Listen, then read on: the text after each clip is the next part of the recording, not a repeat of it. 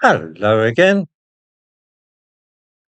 One frequently hears grumbles of discontent in certain quarters about the fact that practically every advertisement shown on television or at the cinema or in your morning newspaper seems to feature a disproportionate number of black people. In Britain, perhaps 5% of people are black, and yet they are shown at least 10 times this proportion in advertisements. Something very similar is happening in television dramas.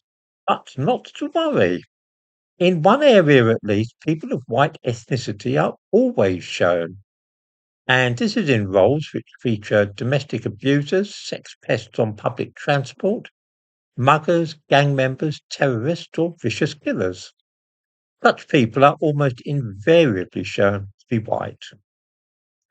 The thumbnail to this video shows a real teenage killer and a fictional one.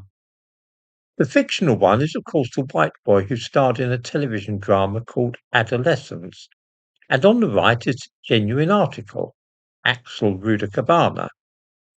That play, Adolescence, was so popular and beloved of the middle classes that on more than one occasion, Prime Minister Keir Starmer referred to it as a documentary. I give a link to a piece about his doing so in the description to this video. The recent conviction of 15-year-old Mohammed Umar Khan for the murder of a white schoolboy served to underline the more usual nature of such crimes. The casting of a white boy as the protagonist of adolescence is part of a wider trend, which is the demonization of white males and an attempt to portray them as being largely responsible for all the ills of our modern society. The Mayor of London has launched a campaign against sexual molestation on the tube, worthy enough enterprise in itself.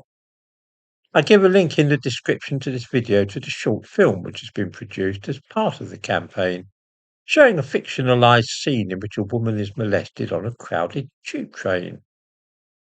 He is black, and it is inevitably a middle-aged white man who is touching her inappropriately. The same motif is used in Australia, by the way, for a similar campaign showing a white man touching a black woman. If a poster warns people to beware of phone snatchers, it will be a white man doing the mugging. If a television drama centers around a terrorist bombing, then you may be sure that the bomb will not be planted by a Muslim. The terrorist will rather be a white man, either a fundamentalist Christian or somebody from a far-right racist group.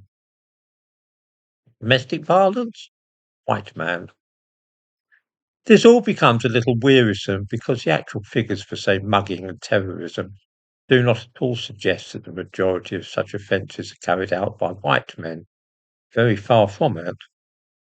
What we are shown in television programs and public information is like looking at a photographic negative where black and white are reversed.